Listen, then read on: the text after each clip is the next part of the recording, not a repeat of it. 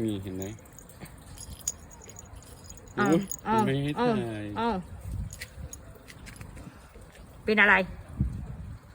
มองกล้องลูกมองกล้องมองกล้องลูกมองกล้อง เจ้าโปเตโต้แหมนะ เล่นตัวจริงๆนะโปเตโต้